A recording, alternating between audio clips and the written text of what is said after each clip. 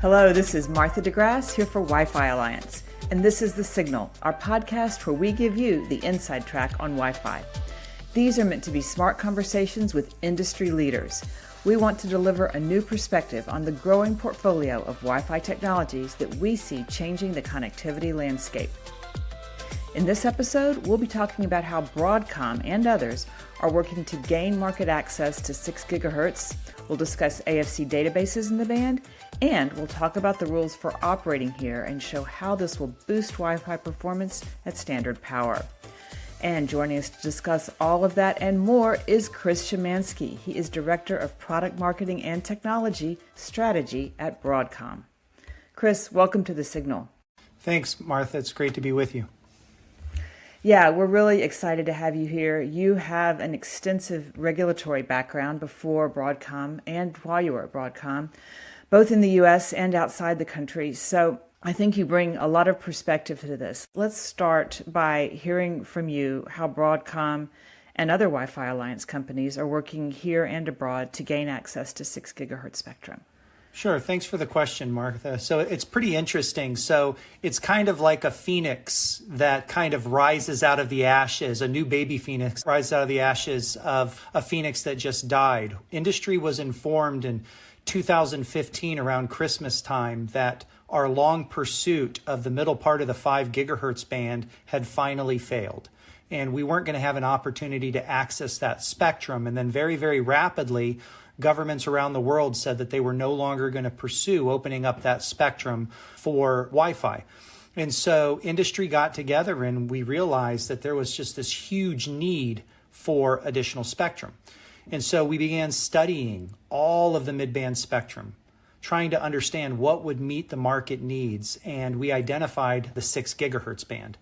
And so Broadcom, along with our industry partners, actually set up a dedicated group to provide deep technological study of the 6 gigahertz band to see, could Wi-Fi coexist? What are the current users in the band? We began doing technical studies. We began looking at whether or not the services that we thought were in high demand could be provisioned over 6 gigahertz. And what we found is, one, there was already a mobile allocation for the band, so we wouldn't have to go to the ITU and have years and years and years of discussion with other countries. Check number one. Number two, what we found is that the current users were really high-powered users, mainly outdoor, point-to-point, and these users were high above buildings and clutter. Check number two, Wi-Fi is mostly indoor, used at ground level. People walk on the ground or they're in a building. And so what we found is that Wi-Fi was largely going to be compatible with the current users. And so with all of this technical study and research, we began pursuing access in the US and in Europe. And we first reached out to the FCC, I think it was in 2016 timeframe, to talk to then Commissioner Pai. He had not yet been appointed chairman. It was prior to his ascension to chairman. And Brendan Carr was his legal advisor. And we talked to them about the need. We really need this spectrum. We think this can work. And we began the discussion then. And it was really exciting because at that point, we also began to talk to France and Germany. There was a Wi-Fi Alliance member meeting in Madrid. And I remember very clearly having conversations with some of the key regulators at France's ANFR and at Germany's BNetzA talking about the spectrum opportunity. And these conversations then ultimately led into proceedings. And the focus was, let's hit US and Europe really hard at first. And we really wanted to focus our regulatory efforts on those two markets because often other countries will follow sort of a US style approach or a European style approach.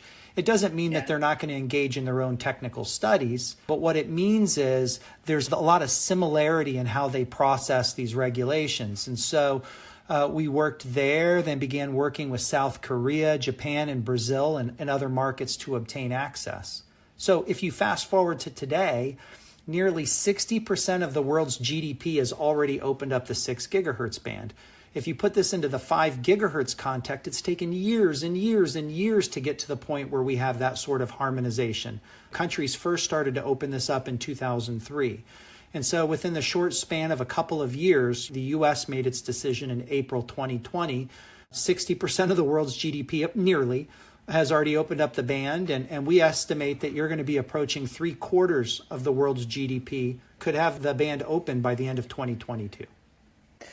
Okay, well, that is an excellent overview of the regulatory momentum, and it's being followed by product momentum. Can you give us an update on that? Sure. And so what's really interesting about product momentum is that Wi-Fi 6 was only standardized or certified by the Wi-Fi Alliance in late 2019. Then, all of a sudden, the US opens up the band in April 2020. Wi-Fi 7's not out yet. It's going to be a while. In fact, Wi-Fi 6R2 wasn't out yet, but now we have this awesome spectrum opportunity. Well, in anticipation of a favorable decision, industry started working in IEEE to extend Wi-Fi 6 into the 6 gigahertz band. So all of the necessary protocols were in place, and Wi-Fi Alliance then adopted a certification program for Wi-Fi 6 extended into the 6 gigahertz band. We call that Wi-Fi 6E. So there was just a huge hunger. As I mentioned earlier, industry had been working collaboratively since 2016 on gaining access to the spectrum. And what's really interesting about 6 gigahertz Wi-Fi is it's so proximate, it's so close to the upper part of the 5 gigahertz band that we could start doing trials, we could start taking a look at the new use cases that could be enabled in the bottom part of the band with just a very, very slight modification to some of the designs. And so from a Broadcom product perspective, we were just taking incoming requests from operators all over the world. Broadcom has a vibrant cable modem business. So we provide fiber interconnects, we provide DOCSIS interconnects, GFast. And so we have a large operator business. And we're providing these interconnects for the operators, and they're provisioning this gigabit broadband, and they're saying, hey, wait, I want to provision this broadband wirelessly, right? I want to make sure that my customer can actually derive the benefit so it substantiates our investment. So we're seeing this incoming. And in short, the market was just extremely hungry for these wide Wi-Fi channels. So we actually started investing even before the IEEE began working on this. And Wi-Fi Alliance began the certification in order to meet this market need. And so at this point, companies like Broadcom and other companies were already well on their way in terms of product roadmap, and we were able to release product in a very, very short period of time. And Martha, to put this into perspective, normally when a regulator opens a band, they're lucky if you see a product that's 2, 3, 4, 5, 6 years later, because everybody sees the opportunity, they start filing all the patents, doing all the research. It takes time to build the market. You had devices that were launched like literally within weeks of the FCC providing the certification requirements. I mean, it was just staggering how quickly products got to market. So obviously very strong demand in the market despite the supply shortages that we hear so much about, right? Oh, absolutely, Martha, and thank you for the question. So what's interesting about Wi-Fi 6E or newer technologies in general is those happen at leading edge nodes. So things like 14, 16, and 7 nanometers. So Wi-Fi 6E is happening at these leading edge nodes where there's still plenty of capacity. And so where you see the shortages for autos or even older Wi-Fi technologies are happening in the 28 or 40 nanometer nodes. And that's where you see the real crunch on supply. And so what we're seeing is really great interest and adoption by operators in the US and in Europe. And we're seeing something that's very, very similar to the uptick that we saw with Wi-Fi 6. And if you read the news recently, you'd see that Broadcom has already announced that we've shipped over 1 billion Wi-Fi 6 and Wi-Fi 6E chips. And so this is only in roughly 3 years. So very, very excited about the momentum, and we're not really seeing an impact from the semiconductor supply chain shortage. That's great to hear. So a little earlier you were talking about FCC certifications being in place, but I think there's still some more FCC rulemaking that needs to happen for the 6 gigahertz spectrum. Can you update us on that? Yeah, sure. And so this is where it gets a little bit more complex, so I'll try to make it as simple as possible. Access to the 6 gigahertz band, in order to gain access and to protect incumbents, we had to create different device classes. So in 5 gigahertz, you have very, very flexible rules. You can operate indoors, you can operate outdoors. In Uni 3, I can operate on a portable device basis. It's very, very flexible. In order to gain access to the 6 gigahertz band, we had to come up with device classes. One device class is low power indoors, and we're protecting incumbent operations by operating at powers much lower than a typical Wi-Fi device, up to 63 times less power than what you can operate in 5 gigahertz.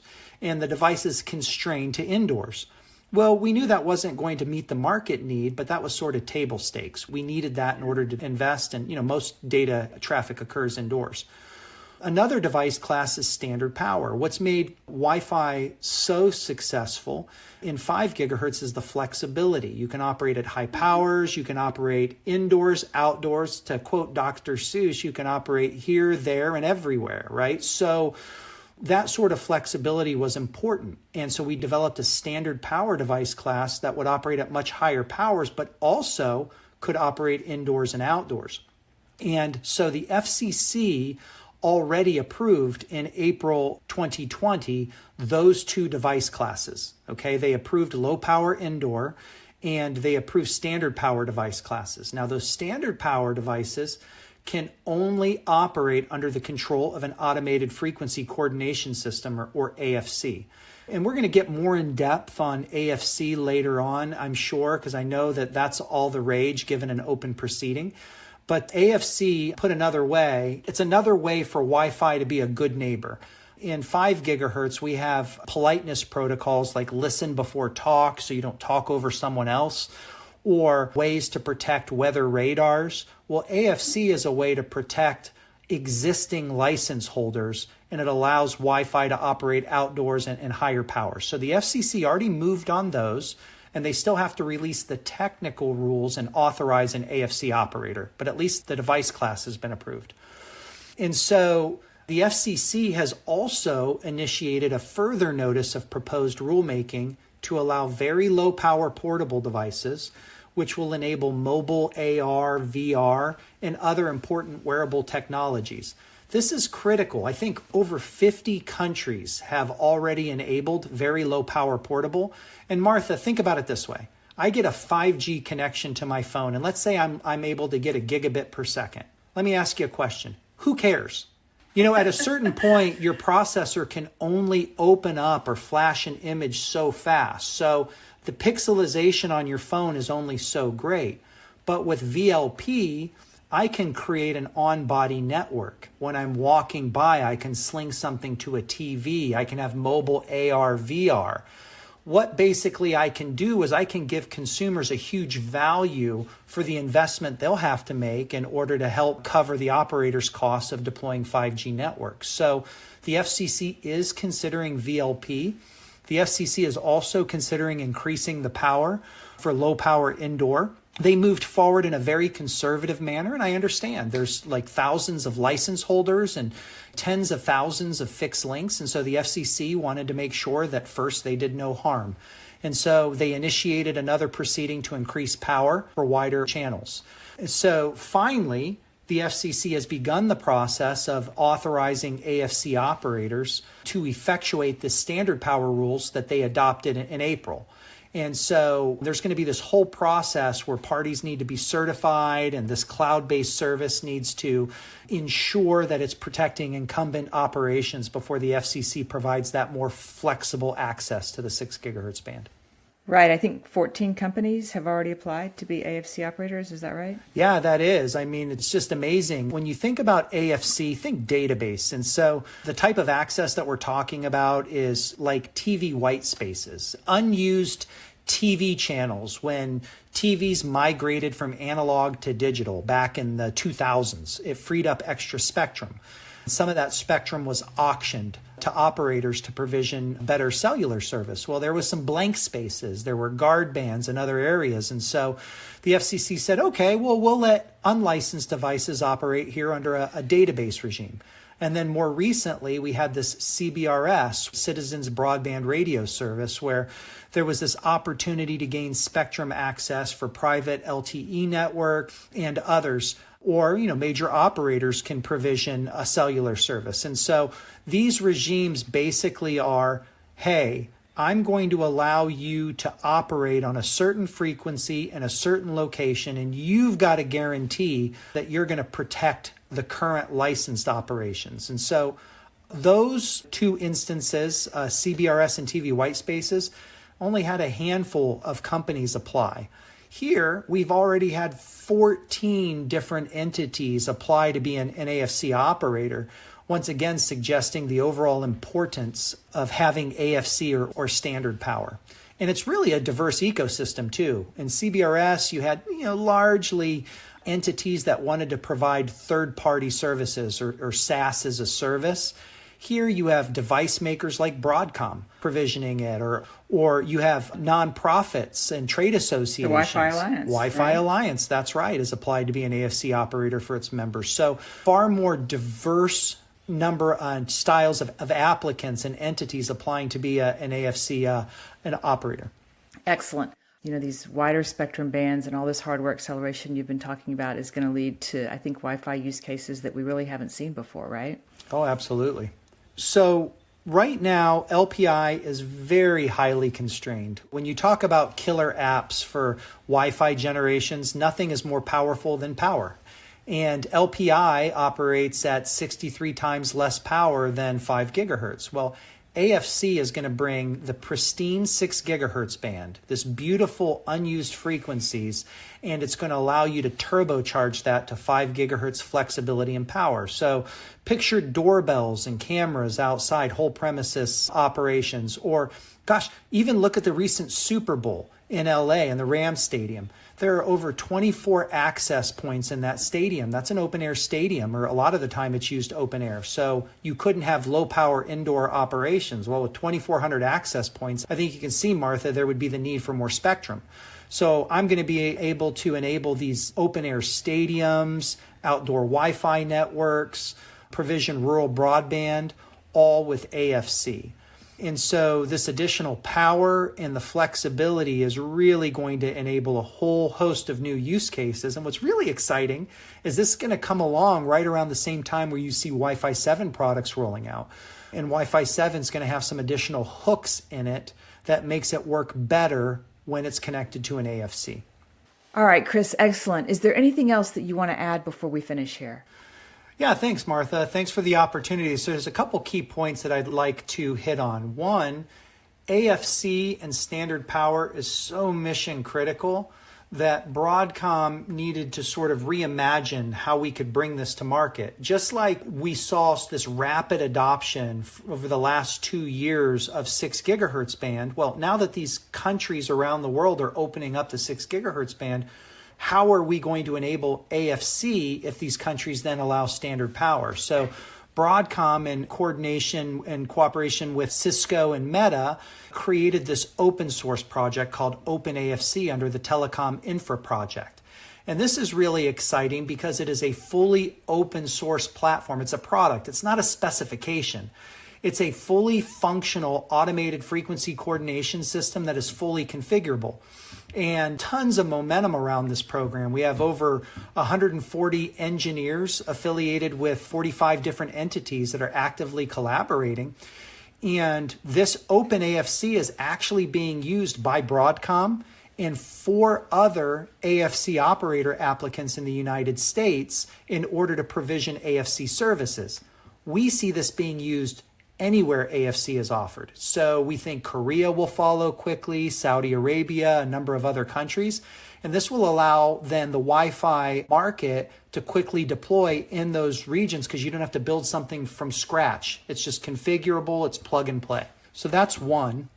So by open, is it open source, open interfaces, or both? It is open source. It is an open source program. Once it's fully released and validated, it will be fully open source. Right now, it is free and anybody can join the Telecom Infra Project, sign a few documents, and they can download the code from GitHub. Nice. Okay, I'm sorry I interrupted you. Please continue. No, that's great. And importance. One of the things that I neglected to say is that I would say that AFC or standard power is more important in some markets than others.